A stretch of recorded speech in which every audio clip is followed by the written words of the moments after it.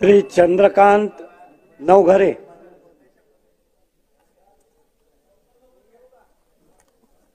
कृषी व पशुसंवर्धन, दुग्ध व्यवसाय विकास व मत्स्य विभाग या पुरवणी मागणीच्या संदर्भामध्ये बोलण्यासाठी मी उभा आहे।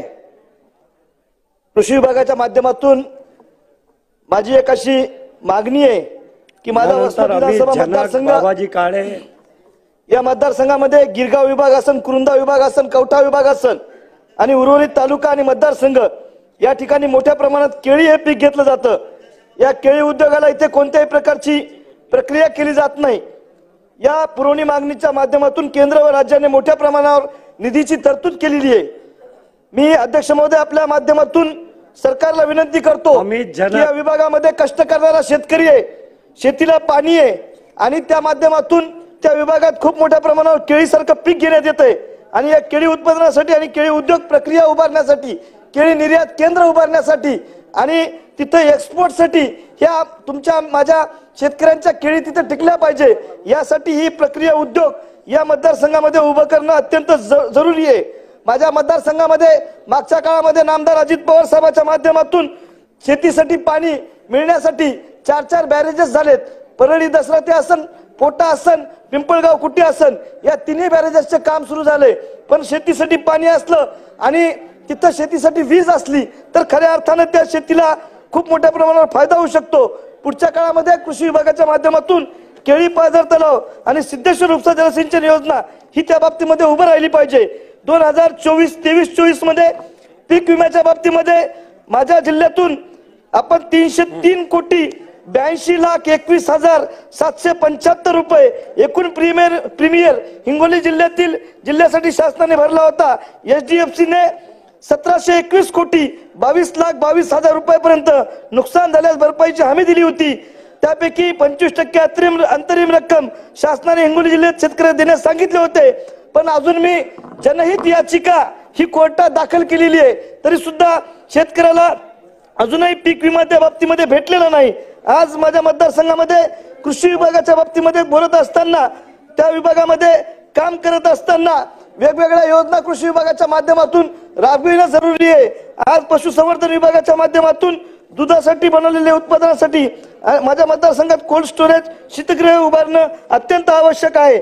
आज सार्वजनिक बांधकाम विभागाच्या माध्यमातून मी या सरकारकडे मागणी करणार आहे की माझ्या मतदारसंघामधील रस्त्यांची अवस्था अत्यंत दयनीय झालेली आहे।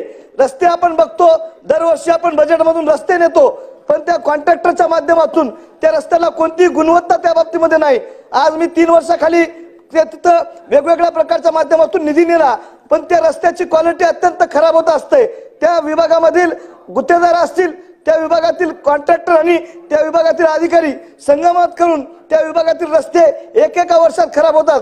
शासनाचा पैसा, तुमच्या आमच्या टॅक्सचा पैसा या माध्यमातून तिथं आपण उभा करतो, पण ती रस्ते मंजूर करण्याचं काम हे आमदाराचं असतंय। पण त्यानंतरची जी प्रक्रिया आहे ती अत्यंत तिथं क्लेशदायक होत आहे। आज आपण करंजळा पाटी ते तपोवनचा रस्ता असन, चिंचोली रस्ता असन, जवळा बाजार ते वसमत 40 किलोमीटरचा रस्ता असन, शिरड ते हैदनगरचा रस्ता असन, चिंचोली रस्ता असन, नालेगावचा पूल जर झाला तर किमान 40 गाव अटॅच त्या माध्यमातून होऊ शकतात। आज आपण सार्वजनिक बांधकाम विभागाच्या माध्यमातून मी मागणी करतोय की माझ्या रस्ते विभागातील ही रस्ते झाली पाहिजे। उद्योग विभागाच्या बाबतीमध्ये इथं नामदार अजित पवार साहेब आहेत, उदय सामंत साहेब तिथं उद्योग मंत्री म्हणून त्यांनी मागच्या काळात काम केलंय। माझ्या इथे एक MIDC मंजूर करण्याचं काम त्या माध्यमातून झालेलं आहे। 2G ची मान्यता भेटलेली आहे आणि त्या बाबतीमध्ये किमान 5,000 तरुण मुलांना तिथं रोजगार उपलब्ध होऊ शकतो। पण तिथं माझा जिल्हा हा ना उद्योग जिल्ह्यामध्ये मोडला जातो आणि त्या विभागातील मुलांना हाताला काम नसल्यामुळं ते मुंबई पुण्यासारख्या ठिकाणी त्यांना मेट्रो सिटीमध्ये येऊन काम करावं लागतंय। जर ही MIDC झाली तर त्या विभागातील मुलांना त्या बाबतीमध्ये तिथं रोजगार उपलब्ध होऊन तिथल्या त्या बाबतीमध्ये सुद्धा अत्यंत चांगल्या पद्धतीनं त्या लोकांना तिथं फायदा होऊ शकतो। ऊर्जा विभागाच्या माध्यमातून मी एक विनंती करणार आहे की या ऊर्जा विभागाच्या बाबतीमध्ये काम करत असताना या विभागामध्ये जे काही नवीन 63 चे ट्रान्सफॉर्मर्स आहेत ते तिथं 100 झाले पाहिजे। तिथं यांना त्या विभागामध्ये थोरावा आसन JNV, बोराळा आसन, बोरी सावंत आसन, वाई आसन, सेलू आसन, गुंडा आसन, तिथं कुरुंदा आसन, या ठिकाणी लोड खूप मोठ्या प्रमाणावर असल्यामुळं शेतकऱ्यांच्या शेतीला पाणी आहे पण तिथं वीज नसल्यामुळं या शेतकऱ्यांचे हाल होत आहेत. मुडी आसेगाव आणि अकोली वसमत किनोळा इथं मुडी आणि आसेगावला RDSS च्या माध्यमातून 233 kV मंजूर झालेत पण अजूनही त्याचं काम सुरू झालं नाही. टेंडर प्रोसेस सुद्धा अजून झालेली नाही. त्यामुळे मी आपल्याला विनंती करतो, शेतीला पाणी आहे आणि जर वीज नसल्यामुळं त्या विभागामध्ये मला कालच एका शेतकऱ्याचा फोन आलता. त्या गाव जवळा बाजार विभागातील शेतकऱ्यानं फोन केला. मी तिथं मागच्या 2 टर्म पासून आमदार म्हणून काम करतोय. त्यांचं असं म्हणणं आलं त्या तरुण शेतकऱ्याचं की मी मागच्या 15 दिवसामध्ये मोटर लावून रोज पाण्यानं शेती भिजवण्याचा प्रयत्न करतोय पण 15 दिवसामध्ये माझं फक्त अर्धा एकर जमीन भिजलेली आहे. जर आपण शेती प्रधान देश म्हणतो आणि या बाबतीमध्ये शेती प्रधान देश, माझ्यासारखा तरुण मुलगा तिथं शेती करत असताना त्याला जर एवढ्या मोठ्या प्रमाणावर विजेच्या बाबतीमध्ये समस्या तिथं उद्भवत आहे. त्यामुळे मी आपल्या मार्फत विनंती करतोय की आपल्या इथं ही जे विजेचा प्रश्न आहे तो तात्काळ मिटला पाहिजे आणि यासाठी अध्यक्ष महोदय आपल्या माध्यमातून मी तिथं विनंती केलेली आहे की तिथं ह्या सगळ्या गोष्टी तिथं विजेच्या बाबतीमध्ये आम्ही स्वयंपूर्ण झालो पाहिजे यासाठी आपल्याला काम करतायत.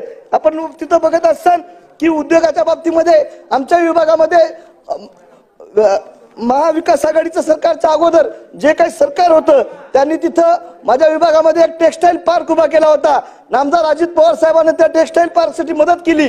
त्या विभागातील किमान 2-3 हजार मुलांना रोजगार भेटते काय की असं आम्हाला वाटलं पण ते टेक्सटाईल पार्क मराठवाड्यातले उभे राहिले आणि त्याला उभं राहून फक्त ते उभं राहण्यापुरतंच तिथं काम झालेलं आहे आणि त्या पद्धतीनं ते टेक्सटाईल पार्क अजूनही सुरू झालेले नाहीत. हे सगळे त्या बाबतीमध्ये मराठवाड्यासारख्या ठिकाणी आपण बघत असाल तर हे सगळे रोजगार उपलब्ध करून देण्यासाठी ह्या सगळ्या गोष्टी आपल्याला कराव्या लागतील.